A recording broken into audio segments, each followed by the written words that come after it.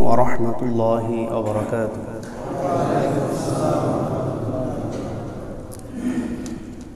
إن الحمد لله الأكرم الذي خلق الإنسان وكرمه وعلمه من البيان ما لم يعلم فسبحان الذي لا يحصى امتنانه باللسان ولا بالقلم.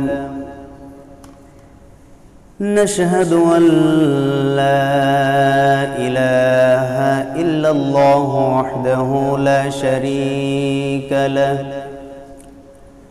ونشهد أن سيدنا وحبيبنا ومولانا محمدا عبده ورسوله الذي أرسله بالحق بشيرا ونذيرا وداعيا إلى الله بإذنه وسراجا وقمرا منيرا.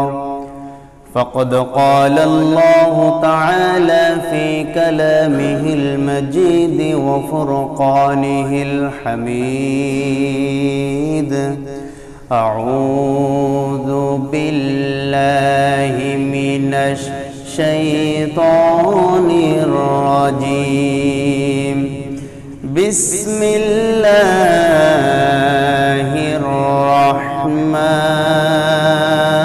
الرحمن الرحيم. إن الله وملائكته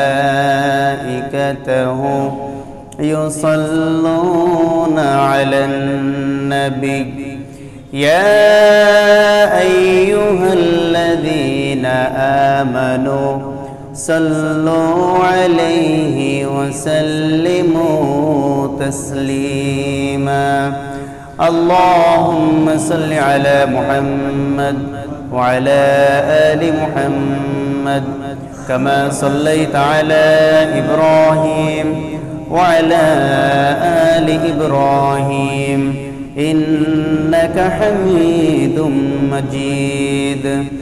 اللهم بارك على محمد وعلى آل محمد كما باركت على إبراهيم وعلى آل إبراهيم إنك حميد مجيد. صدق الله تعالى وصدق رسوله النبي الأمي الكريم، ونحن على ذلك لمن الشاهدين والشاكرين والحمد لله رب العالمين. মুআজ্জাজ ও মুহতারাম হযরত উলামায়ে কেরাম, সম্মানিত মুরব্বিয়ানে কেরাম ও দিগার মুসল্লিয়ানে ইজাম, আল্লাহ সুবহানাহু ওয়া তাআলার মহান দরবারে হাজার লাখ কোটি শুকরিয়া জ্ঞাপন করছি, যিনি আমাদেরকে অত্যন্ত মহব্বত করে এবং ভালোবেসে প্রতি জুমার ন্যায় আজকেও সালাতুল জুমা আদায় করার জন্য মসজিদে আসা তৌফিক এনায়েত করেছেন। এর জন্য আমরা সকলে বলি আলহামদুলিল্লাহ। দুরূদ ও সালাম নাজিল হোক সে মহান মানবতার মুক্তির দিশারি, যার মাধ্যমে আমরা কোরআন এবং সুন্নাহর সহিহ ইলম, সহিহ বুঝ জানতে, বুঝতে এবং শিখতে পেরেছি। আল্লাহুম্মা সাল্লি আলাইহি, আল্লাহুম্মা বারিক আলাইহি। সম্মানিত মুসল্লিবৃন্দ, আমরা এমন একটি সময় জুমার সালাত আদায় করছি যখন বাংলাদেশ সহ সারা বিশ্বে ইসলামকে নিয়ে ব্যাপক আকারে চক্রান্ত চলছে। কিভাবে ইসলামের দুর্নাম করা যায়, মুসলমানদেরকে বিশ্বের চোখে সন্ত্রাসী জাতি এবং গোষ্ঠী হিসেবে পরিচালিত করা যায়, পরিচিতি করা যায়, এই ধরনের নানামুখী চক্রান্তর মধ্য দিয়ে আল্লাহ পাক রব্বুল আলামিন ইসলামকে এখনো পর্যন্ত টিকিয়ে রেখেছেন। ঠিক কিনা বলেন? এবং যে যত চক্রান্ত এবং ষড়যন্ত্রই করুক না কেন, ইসলামকে কেউ কখনো পৃথিবীর বুক থেকে উৎখাত করতে পারবে না। পারবে নাকি? এটাই এই ইসলাম এমন একটি জিনিস, এটা উৎখাত করার মতন কোনো বস্তু না যে এটাকে আমি ইচ্ছা করলাম আর উৎখাত করে দিলাম। কি কথা বুঝতে পারছেন? কাগজে কলমে আপনি উৎখাত করতে পারেন, কিন্তু বাস্তবে আপনি তাকে উৎখাত করতে পারবেন। আপনার ইচ্ছা হলো আপনি কাগজ দিয়ে কলম দিয়ে লিখে দিলেন যে ইসলাম এটা রাষ্ট্রীয় ধর্ম, বাতিল হয়ে গেল। হ্যাঁ, এটা আপনার খুশি, আপনি করতে পারেন, কিন্তু প্রত্যেকটা মুসলমানদের হৃদয়ের মধ্যে, অন্তরে অন্তরে, শরীরের প্রত্যেকটি রক্তের কোণায়, প্রত্যেকটি পশমের গোড়া থেকে একটাই আওয়াজ আসবে, সেটি হচ্ছে ইন্নাদ-দীনা ইনদাল্লাহিল ইসলাম। আল্লাহ পাক রব্বুল আলামিনের কাছে একমাত্র কেবলমাত্র মনোনীত ধর্মের নামই হচ্ছে ইসলাম। আল্লাহ পাক রব্বুল আলামিনের কাছে একমাত্র ধর্মের নাম কি? ইসলাম। তাহলে যে আল্লাহ পাক রব্বুল আলামিন মনোনয়ন দিয়েছেন ইসলামের, ইসলাম ধর্মকে মনোনয়ন দিয়েছেন কে? আল্লাহ সুবহানাহু ওয়া তাআলা। প্রধানমন্ত্রী যাকে নৌকার প্রতীক নিয়ে মনোনয়ন দিবেন সেই তো বিজয় লাভ করবে নাকি? কথা বলেন। বাংলাদেশের প্রধানমন্ত্রী যাকে মনোনয়ন দিয়েছেন সেই তো নৌকার প্রতীক পাবে, ঠিক না?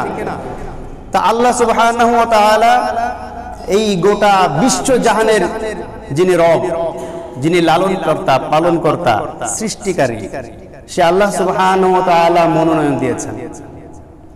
আল্লাহ রাব্বুল আলামিন বলেন ইন্নাদ-দীনা ইনদাল্লাহিল ইসলাম ওয়া মাখতালাফাল্লাযীনা উতুল কিতাবা ইল্লা মিন বা'দি মা জাআহুমুল ইলমু বাইনাহুম।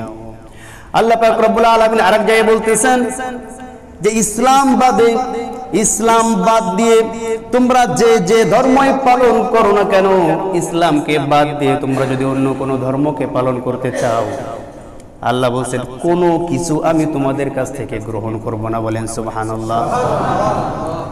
ইসলাম বাদে আপনি যাই যত ভালো কাজই করেন না কেন, আপনি যদি ইসলামের মধ্যে না থাকেন, ওটা মরিচিকার মতো। কিসের মতো? আমার কথা? কার কথা? وَمَن يَبْتَغِ غَيْرَ الْإِسْلَامِ دِينًا فَلَن يُقْبَلَ مِنْهُ وَهُوَ فِي الْآخِرَةِ مِنَ الْخَاسِرِينَ। জোরে বলে আল্লাহু আকবার। وَمَن يَبْتَغِ غَيْرَ الْإِسْلَامِ دِينًا, ইসলামকে বাদ দিয়ে, ইসলামের মধ্যে প্রবেশ না করে ইসলামের বাইরে থেকে যদি তুমি যাই করো না কেন, ফালাই ইউকবালা মিনহু, আল্লাহ পাক রব্বুল আলামিন ইসলামের গণ্ডির বাইরে থাকা কোনো জিনিস কবুল করবেন না। বলেন সুবহানাল্লাহ। শুধু তাই নয়, আপনি যে ইবাদতটা করলেন ইসলামের বাইরে থেকে, আপনি যে কাজগুলা করলেন, এই কাজের প্রতিফল আপনি দুনিয়াতেও কিছু পাবেন না, আর ওহুয়া ফিল আখিরাতি মিনাল খাসিরিন, আখিরাতে আপনি ক্ষতিগ্রস্তদের অন্তর্ভুক্ত হয়ে যাবেন। বলি নাউজুবিল্লাহ। কি কথা বুঝতে পেরেছেন? তাহলে কে ইসলামকে বাদ দিতে চাইছে, কে কি করেছে, ওটা আমাদের দেখার বিষয় নয়। আমাদের বিশ্বাস, আমাদের ঈমানটা হচ্ছে এই, সারা বিশ্বের সমস্ত ইহুদি, খ্রিস্টান, নাস্তিক, বেঈমান, বদমাইশেরা যদি একত্রিত হয়ে চিন্তা করে যে আমরা ইসলামকে মিটিয়ে দেব দুনিয়ার বুক থেকে, আল্লাহর কসম করে বলছি কারোর বাবার ক্ষমতা নেই ইসলামটাকে মিটিয়ে দিতে। এটা তোমার সল্টু ফল্টু ধর্ম না, এটা আল্লাহর পক্ষ থেকে এসেছে। কার পক্ষ থেকে এসেছে? আল্লাহ পাক রব্বুল আলামিন ইসলামটাকে মনোনীত করেছেন। সুতরাং আমাদের এই নিয়ে টেনশন করে, এই নিয়ে দুঃখ প্রকাশ করার কোনো দরকার নেই। কাগজে কলমে তুমি যা পারো করো, আজীবন তুমি জীবিতও থাকবে না, ক্ষমতা তো দূরের কথা, তুমি বেঁচেও থাকবে না আজীবন। কি কথা বুঝতে পেরেছেন? আবার কেউ মনে করেন না হুজুর মানে উস্কানিমূলক কথাবার্তা বলছে। না না, কোনো উস্কানি ফুস্কানি না, কোরআন এবং হাদিসে যা আছে আমরা সেটাই বলি। এতে করে হয়তো বা আমার বাবা আমার বিরুদ্ধে লেগে যেতে পারে, ঠিক কিনা বলেন? আমার ভাই আমার বিরুদ্ধে যেতে পারে, আমার মা আমার বিরুদ্ধে যেতে পারে, পারে কি পারে না? কারণ আপনি সঠিক কথা বলবেন, আপনার মায়ের বিরুদ্ধে অনেক সময় চলে যায়। আমার ভাইরা, আমরা ধারাবাহিকভাবে সূরাতুল কাহাফের আলোচনা করছিলাম। কোন সূরা? সূরাতুল কাহাফ। ইতিপূর্বে আমরা সূরা কাহাফের 29 নম্বর আয়াত পর্যন্ত তেলাওয়াত করেছি এবং সংক্ষিপ্ত তাফসীর পেশ করার জন্য চেষ্টা করেছি। আজকে আমরা সূরাতুল কাহাফের 30 নম্বর আয়াত থেকে শুরু করব ইনশাআল্লাহ। ওমা তাওফীক ইল্লা বিল্লাহ আলাইহি তাওয়াক্কালতু ইলাইহি উনীব। সম্মানিত উপস্থিতি, আল্লাহ পাক রব্বুল আলামিন সূরাতুল কাহাফের 29 নম্বর আয়াতে যেই মেসেজটি আমাদেরকে দিয়েছিলেন সেটা হচ্ছে ওয়াকুলিল হাক্কু মির রাব্বিহিম। ও নবী, আপনি আপনার উম্মতদেরকে বলুন যে হক যেই জিনিসটা, এই জিনিসটা এসেছে তোমার রবের পক্ষ থেকে। হক কার পক্ষ থেকে এসেছে? একটু জোরে বলেন। হক এসেছে আল্লাহর পক্ষ থেকে। ফামান শাআ ফালইউমিন, যার ইচ্ছা হবে সে এই হকের উপরে ঈমান আনবে। আমি তাকে জোর করব না। আল্লাহ জোর করতেও বলেন নাই, আমাদেরকেও জোর করতে বলা হয় নাই। বলা হয়েছে নাকি? আল্লাহ বলেন ফামান শাআ ফালইউমিন, যার ইচ্ছা হবে সে ইসলামকে গ্রহণ করবে, আঁকড়ে ধরবে। আর ওমান শাআ ফালইয়াকফুর, যার ইচ্ছা হয় সে কুফরি করুক, সে ইসলাম থেকে দূরে চলে যাক, সে ইসলাম থেকে খারিজ হয়ে যাক। আমি মানুষের ইচ্ছার উপরে দুনিয়ায় তাকে ছেড়ে দিয়েছি। ইন্না আ'তাদনা লিয-যালিমিনা নারা, নিশ্চয়ই যারা এই হক থেকে বিমুখ হয়ে যাবে, হক থেকে দূরে সরে যাবে, আমি তার জন্য জাহান্নামের আগুন প্রস্তুত করে রেখেছি। বলি নাউযুবিল্লাহ। আমার ভাইরা, এই জন্য আল্লাহ আমাদেরকে ছেড়ে দিয়েছেন, কিন্তু মনে রাখবেন ছাড় দেন নাকি? ছাড় দিয়েছেন নাকি? পৃথিবীর বুকে অনেক মানুষ ইবাদত করে, কিন্তু সবার ইবাদত কিন্তু কবুল হয় না। হয়?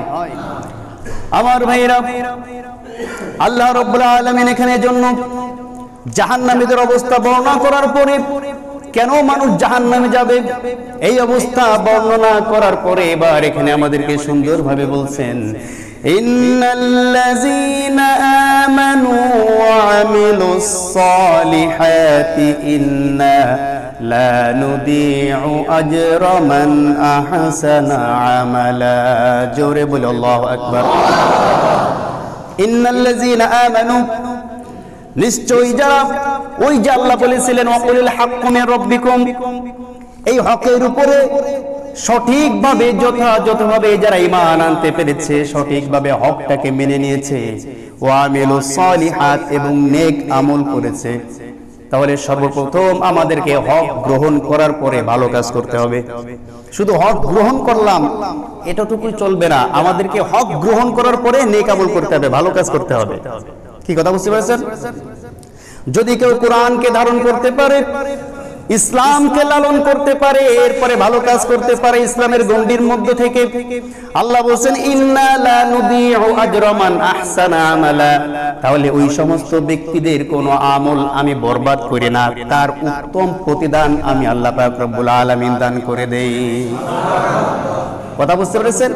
এখানে আল্লাহ বলেছেন যারা ঈমান আনার পরে নেক আমল করবে, ভালো আমল করবে, জেনে রাখবে তাদের অন্তরের মধ্যে, আমলের মধ্যে যদি গলদ না থাকে, তাহলে আমি কিন্তু তাদের আমলগুলাকে বরবাদ করি না, ধ্বংস করি না। তাহলে বোঝা গেল যে কিছু মানুষের আমল ধ্বংস হবে। হবে কি হবে না? তা না হলে আল্লাহ এখানে এই কথা বললেন কেন যে আমি তাদের আমলগুলাকে বরবাদ করব না? তার মানে কিছু মানুষের আমল আল্লাহ বরবাদ করে দেন। দেন কি দেন না? আমার ভাইরা, কাদের আমল বরবাদ হয় আল্লাহ পাক রব্বুল আলামিন বলতেছেন যে যদি কোনো ব্যক্তি ইসলামের গণ্ডির মধ্য থেকে আল্লাহ পাক রব্বুল আলামিনের হুকুমকে অমান্য করে এবং ইহুদি এবং খ্রিস্টানদেরকে বন্ধু রূপে গ্রহণ করে, তাদের আমলগুলো আল্লাহ ধ্বংস করে দেয়।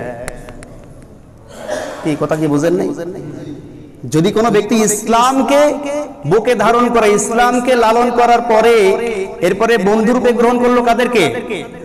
ইহুদি, নাসারা, খ্রিস্টান, এদেরকে যখন বন্ধুরূপে গ্রহণ করবে, আল্লাহ পাক রব্বুল আলামিন তাদের আমলগুলোকে ধ্বংস করে দেবে। আল্লাহ রাব্বুল আলামিন বলেন কুল হাল নুনাব্বিউকুম বিল আখসারিনা আমালা আল্লাযীনা দাল্লা সা'য়ুহুম ফিল হায়াতিদ দুনিয়া ওয়া হুম ইয়াহসাবুনা আন্নাহুম ইউহসিনুনা সুনআ।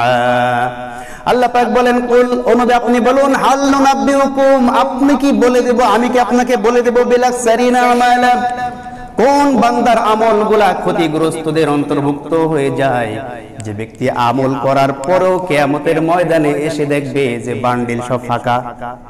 কি কথা বুঝতে পেরেছেন?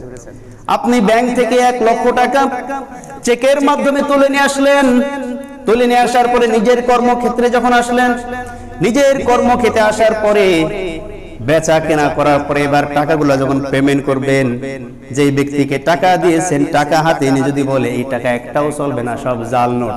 কি নোট? জোরে বলেন, কেমন লাগবে বলেন তো?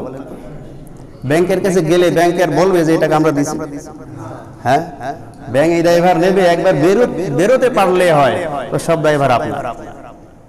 আপনি সারা জীবন কষ্ট করে উপার্জন করেছেন, সারা জীবনের কষ্টে অর্জিত পয়সা জায়গা মতন যখন খাটাইতে গিয়েছেন, তখন যদি দেখেন জাল নোট নিয়ে আপনি আসছেন, আপনার যেই অবস্থা হবে ঠিক তেমনি ভাবে ইসলামের গণ্ডির মধ্যে থেকেও যদি অন ইসলামিক কোন কার্যকলাপ করেন, ইহুদি খ্রিস্টানদেরকে বন্ধু রূপে গ্রহণ করেন, আপনার আমলনামাও কঠিন কিয়ামতের ময়দানে ফাঁকা হয়ে যাবে। কথা বলেন ঠিক কিনা?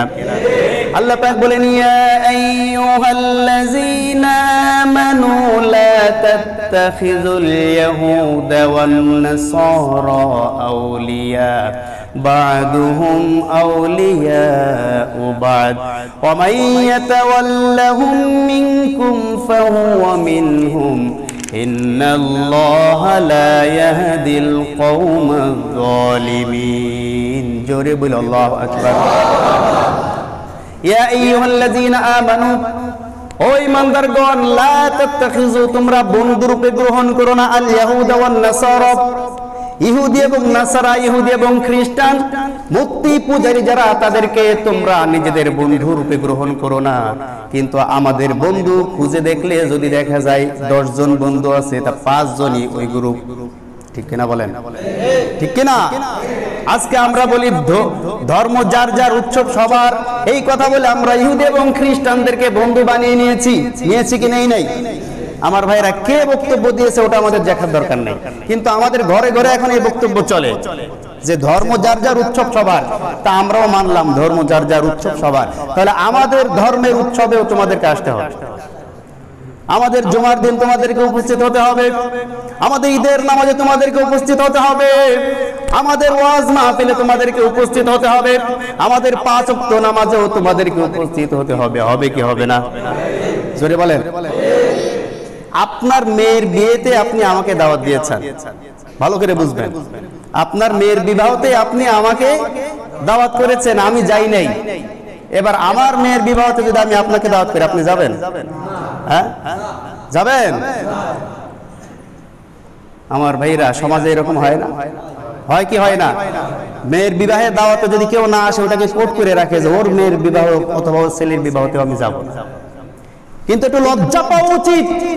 ধর্ম যার যার, উৎসব সবার, এই কথা বলার পরে মুসলমান নামধারী মুনাফিকরা মুসলমান নামের আগে মোহাম্মদ লাগানোর পরে ইহুদি এবং খ্রিস্টানদের ধর্ম চর্চা যেখানে হয়, সেই সমস্ত মেলায় গিয়ে, সেই সমস্ত অনুষ্ঠানে গিয়ে নিজের উপস্থিত হয়, নির্লজ্জের মতো সেখানে উপস্থিত হয়। অথচ তাদের ধর্মগ্রন্থের কথা, তাদের ধর্মের যে উৎসব আছে, নিজেদের ধর্মের উৎসবের জন্য তাদেরকে যদি দাওয়াত দেওয়া হয়, পশ্চিম কালেও আসবে না। আসবে? এরকম বেহায়া আমরা হয়েছি, নির্লজ্জের চাইতে নির্লজ্জ আমরা। লজ্জা শরম নেই আমাদের। এখন যদি হাত তুলতে বলি, এর মধ্যে অনেকে আছে যারা পূজায় গিয়েছে। আমি লজ্জা দেব না কাউকে, কিন্তু তওবা করে সামনের থেকে ইনশাআল্লাহ আর কোনোদিন যাবেন না। কি কথা বুঝতে পেরেছেন আমার ভাইরা? আল্লাহ রাব্বুল আলামিন বলেন, লা তাত্তাখিযুল ইয়াহুদা ওয়ান নাসারা, ইহুদি এবং নাসারাদেরকে তোমরা বন্ধু রূপে গ্রহণ করো না। বা'দুহুম আউলিয়াউ বা'দ, কারণ ইহুদি এবং খ্রিস্টানরা একজন অপরের বন্ধু। তারা কিন্তু তাদের বন্ধু, কিন্তু তারা মুসলমানদের কখনো বন্ধু হতে পারে? সারা বিশ্বের মুখে দেখবেন, ইসলামিক কান্ট্রির মধ্যে মুসলমানদের উপরে যখন নির্যাতন নিপীড়ন চালানো হয়, তখন ওরা মুখে কুলুপ এঁটে দিয়ে বসে থাকে। এবং বিশ্বের এক প্রান্তেও যদি একজন অমুসলিম, একজন হিন্দু অথবা খ্রিস্টান কারো উপর যদি কোনো রকম অবিচার, অবমাননা করা হয়, সারা বিশ্বের এই সমস্ত তথাকথিত জাতে অজাতে সঙ্গ এরা তখন উঠে পড়ে লাগে যে মুসলমানরা নির্যাতন করতেছে। তাহলে ওরা কোনোদিন আমাদের বন্ধু হতে পারে? জোরে বলেন। এজন্য আল্লাহ পাক রব্বুল আলামিন বলতেছেন, বা'দুহুম আউলিয়াউ বা'দ, ইহুদি নাসারা খ্রিস্টান বৌদ্ধ যারা আছে, তারা একজন আরেকজনের বন্ধু। ওয়া মাইয়াতাওয়াল্লাহুম মিনকুম ফাহুয়া মিনহুম, যদি তোমরা তাদের অনুসরণ করো তুমিও তাদের মতো হয়ে যাবে, বলি নাউজুবিল্লাহ। আল্লাহ পাক বলতেছেন ওয়া মাইয়াতাওয়াল্লাহুম মিনকুম, যদি তুমি তাদের অনুসরণ করো, তাদের আচার অনুষ্ঠানে যাও, তাদের ওখানে তুমি গিয়ে পূজা দাও, তাদের পূজায় গিয়ে শরীক হও, ফাহুয়া মিনহুম, তুমি আর মুসলমান থাকতে পারবে না, তুমিও তাদের অন্তর্ভুক্ত হয়ে যাবে। এজন্য আল্লাহ পাক রব্বুল আলামিন বলতেছেন কুল হাল নুনাব্বিউকুম বিল আকসারিনা আমালা, ও নবী আমি কি বলে দেব না যে অনেক আমল করার পরেও কোন ব্যক্তি ক্ষতিগ্রস্ত? কি কথা বুঝছেন নাই? এখানে আল্লাহ পাক রব্বুল আলামিন বলতেছেন যে ইন্নাল্লাযীনা আমানু ওয়া আমিলুস সালিহাত, নিশ্চয়ই যারা ঈমান আনবে সঠিকভাবে আর নেক আমল করবে, ইন্না লা নুদিউ আজরা মান আহসানা আমালা, আমি তার আমলগুলোকে ধ্বংস করব না। তাহলে বোঝা গেল যারা নেক আমল করবে, সঠিকভাবে ঈমান আনবে, ঈমানদার কখনো ইহুদি খ্রিস্টানদের কৃষ্টি কালচারে উপস্থিত হতে পারে না। যদি আপনি যান আন তাহবাতা আমালুকুম, আপনার সমস্ত আমলগুলো আল্লাহ ধ্বংস করে দিবেন। 40 বছর 50 বছর যাবত নামাজ রোজা করেছেন, টাকা পয়সা হয়েছে, যাকাত দিয়েছেন, আরো বেশি টাকা হয়েছে, হজ করতে গিয়েছেন, বছরে 2 বার হজ করতে গিয়েছেন, উমরা করতে গিয়েছেন, কয়েকবার বড় বড় হজ করেছেন, এত হজের আমল, এত নামাজের আমল, এত যাকাতের আমল সব আপনার আমল নামায় ছিল, কিন্তু কিয়ামতের ময়দানে গিয়ে দেখবেন আমল নামাটা ফাঁকা। আল্লাহর কাছে প্রশ্ন করাবে, আল্লাহ কেন আজকে আমার আমল নামাটা ফাঁকা?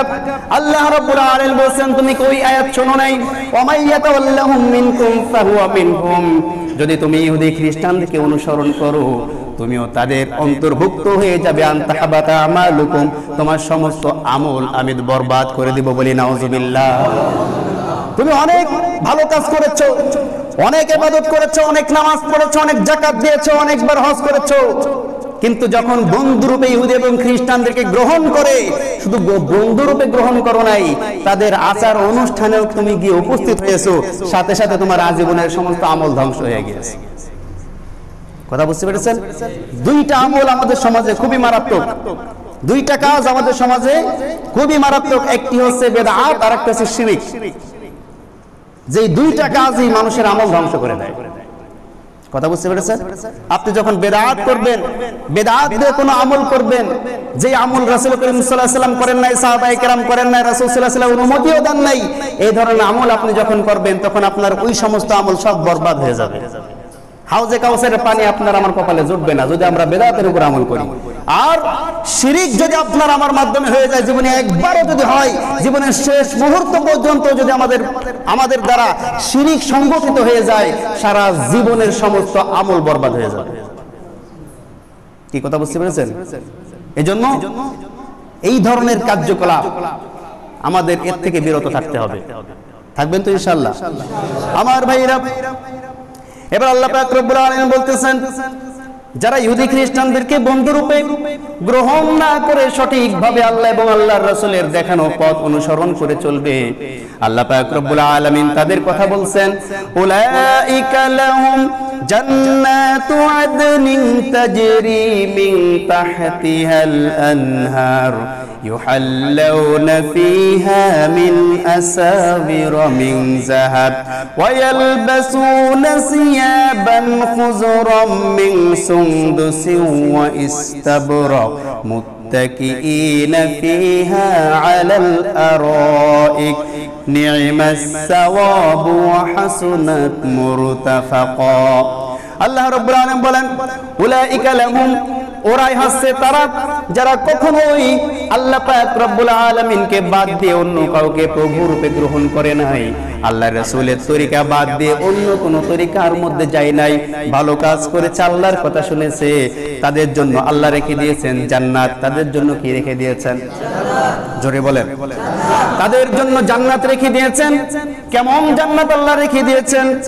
আদনিন তাজরি মিন তাহতিহাল আনহার, যেই জান্নাতের নিচে আল্লাহ পাক রব্বুল আলামিন নহর সমূহ রেখে দিয়েছেন। বলেন সুবহানাল্লাহ।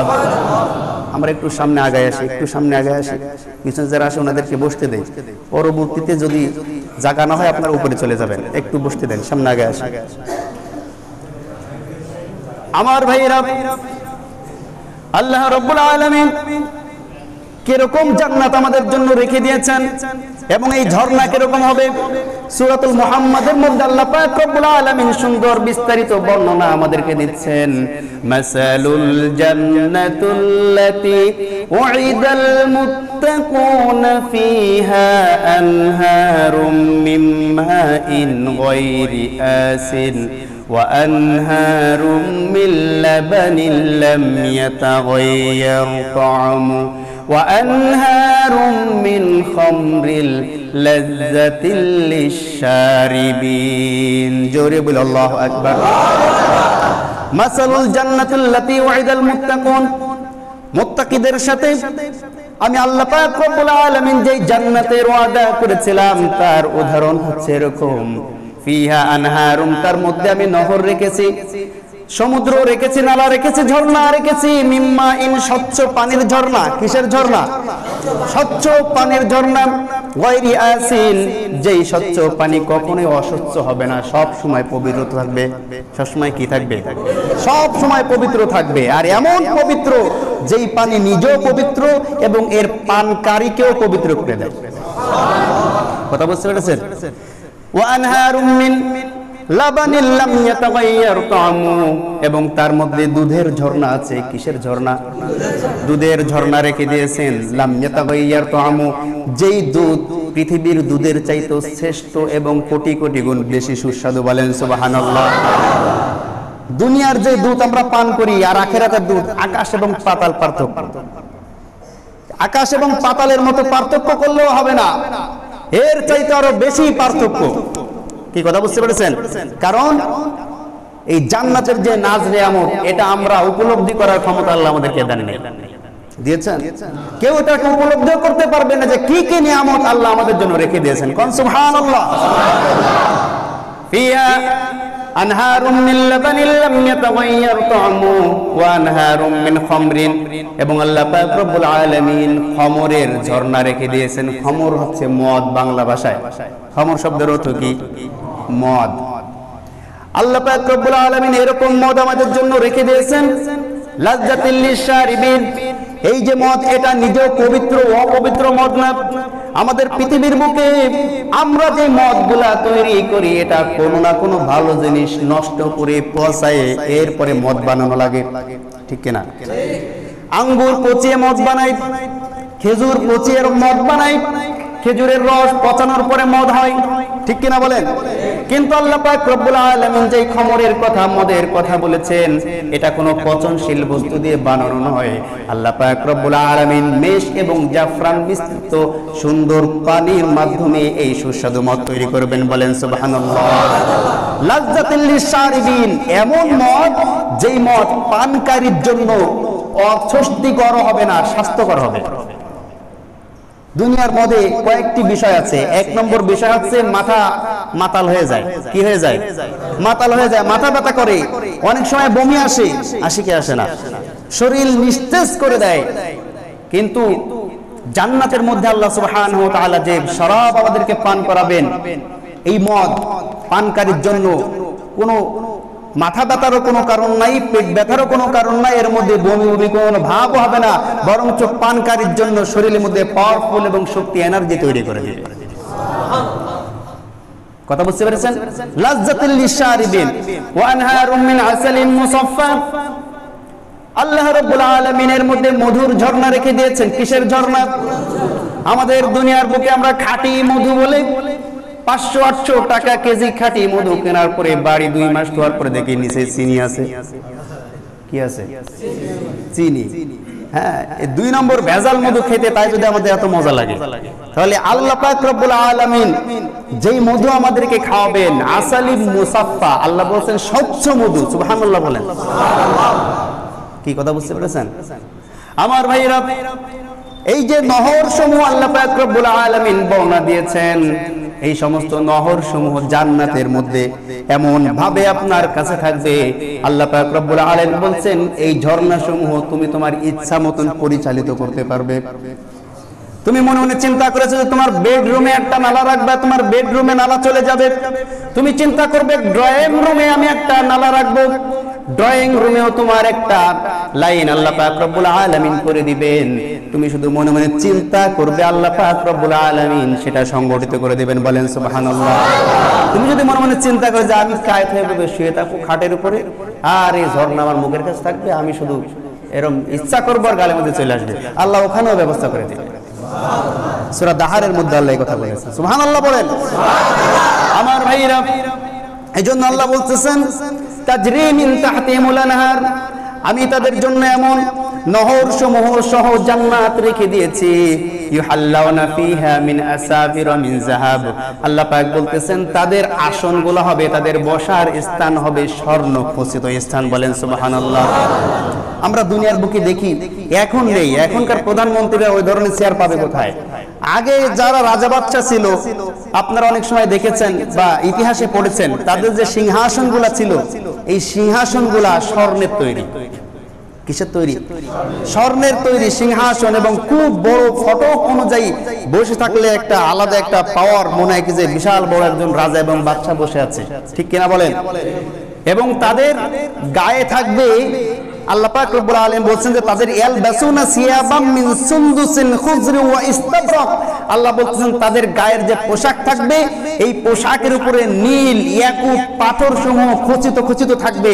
যেরকম পুঁতি বসানোর পরে একটা কাপড়ের উপরে নীল পুঁতি বসানোর পরে 5 মাইল দূর থেকে টর্চ লাইটের মতো জ্বলজ্বল করে, এর চাইতে কোটি কোটি গুণ বেশি পাওয়ারফুল লাইট, ওই নীল লাইট এই জ্যাকেটের মধ্যে, এই কোটির মধ্যে থাকবে। একজন জান্নাতি ব্যক্তি এরকম স্বর্ণ খচিত একটি অলংকারপূর্ণ একটি চেয়ারে আসনে সে বসে থাকবে হেলান দিয়ে, এবং তার গায়ে নীল পোশাক থাকবে, ইয়াকুত খচিত স্বর্ণের পোশাক। বলেন সুবহানাল্লাহ। যা বর্তমান সময়কার রাষ্ট্রীয় প্রধানরাও এরকম চেয়ার পায় না, তার চাইতেও উন্নত মানের চেয়ার আল্লাহ মুমিনদেরকে দান করবেন, এবং তারা সেখানে হেলান দিয়ে বসবে। কিভাবে বসবে? হেলান দিয়ে, মানে একদম তার পাওয়ার একটা আলাদা। কি কথা বুঝতে পেরেছেন আমার ভাইরা? আল্লাহ পাক রব্বুল আলামিন বলতেছেন ইয়ালবাসুনা সিয়াবান, তাদের এমন উত্তম পোশাক পরিধান করার পরে জাহান্নামী যারা হবে, মুজরিম যারা হবে, যারা মানুষের উপর জুলুম করত, যারা মুমিনদেরকে টিটকারি করত, যারা ইহুদি এবং খ্রিস্টানদেরকে সর্ব অবস্থায় খুশি করার জন্য তাদের পা চেটে বেড়াতো, তারা এবার এদেরকে দেখে খুব আফসোস করবে আর বলবে, আহারে আমরা যদি তোমাদের বিরোধিতা না করতাম, তোমাদের বিরুদ্ধে যদি আমরা অবস্থান না নিতাম, তাহলে আমরাও হয়তোবা তোমাদের মতন বসে থাকতে পারতাম। কথা বলেন ঠিক কিনা আমার ভাইরা? জান্নাতের মধ্যে যে পিলার গুলো হবে, 2 রকমের জান্নাত একজন মানুষকে আল্লাহ দান করবেন। কয় রকমের জান্নাত? 2 রকমের জান্নাত। একটি আছে স্বর্ণের জান্নাত, আর একটা আছে রূপার জান্নাত। সুবহানাল্লাহ পড়েন। স্বর্ণের জান্নাতের মধ্যে যত পান পাত্র, যত আসবাবপত্র সব থাকবে স্বর্ণ দিয়ে তৈরি, আর রূপার পান পাত্রের মধ্যে যত প্রকার পাত্র থাকবে সব থাকে রূপা দিয়ে তৈরি। বলেন সুবহানাল্লাহ। আর দুনিয়ার রূপা তো মানে ভেজাল আছে, কিন্তু আখিরাতের রূপা দুনিয়ার রূপা অনেক পার্থক্য। আখিরাতে যে রূপাগুলা, জান্নাতে যে রূপাগুলা যে আল্লাহ দেওয়াল তৈরি করবে, এই দেওয়ালটা হচ্ছে স্বচ্ছ কাচের মতো দেখা যাবে। কিসের মতো? স্বচ্ছ কাচের মতো, দাগ লাগা কাচ না, স্বচ্ছ কাচ। যেই কাচের এই পাশেও যেরকম দেখা যায়, ওই পাশেও সেরকম দেখা যায়। কি কথা বুঝতে পেরেছেন? আপনি যখন কাচের মধ্যে এই ধরনের নাজ নিয়ামত নিয়ে আরাম আয়েশের সাথে থাকবেন, আল্লাহ পাক রব্বুল আলামিন বলেন ওই পার থেকে জাহান্নামী ব্যক্তিগণ তখন তোমাদেরকে দেখে আফসোস করতে থাকবে। তাদেরকে যখন প্রশ্ন করা হবে, কেন তোমরা জাহান্নামে এসেছো? 4টি কাজ তারা করে নাই। 1 নম্বরে নামাজ পড়ে নাই, এতিমদেরকে খেতে দেয় নাই, আর 3 নম্বরে এবার 3 নম্বর যে কাজটা তারা করেছেন, তারা বলছে ওয়াকুন্না নাখুযু মাল খাইজিন, ভালো মানুষের সাথে থাকি না, ইসলামের বিপক্ষে যারা ছিল তাদের সাথে থেকেছিলাম, আর ইসলামের বিরুদ্ধে কাজ করেছে যারা পক্ষে রয়েছে তাদের বিরোধিতা করেছে। বলি নাউজুবিল্লাহ। তাহলে যারা ইসলামের বিপক্ষে থাকে, ইসলাম বিদ্বেষী যারা, তাদেরকে যদি আপনি বন্ধুরূপে গ্রহণ করেন, আপনার ঠিকানা হবে জাহান্নাম। বলি নাউজুবিল্লাহ।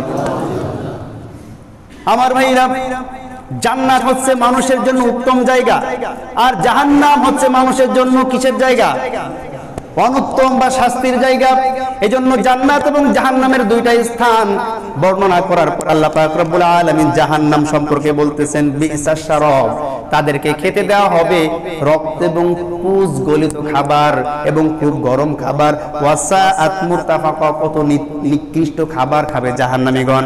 আর জান্নাতবাসীগণ সম্পর্কে বলার পর আল্লাহ বলতেছেন ওয়া হাসুনাত মুরতাফাকা, জান্নাতীদের জন্য আমি সুন্দর সুন্দর নিয়ামত রেখে দিয়েছি, ফল ফলাদি রেখে দিয়েছি এবং উত্তম পানি রেখে দিয়েছি। হাসুনাত মুরতাফাকা, কত উত্তম স্থান জান্নাতবাসীদের, বলেন সুবহানাল্লাহ।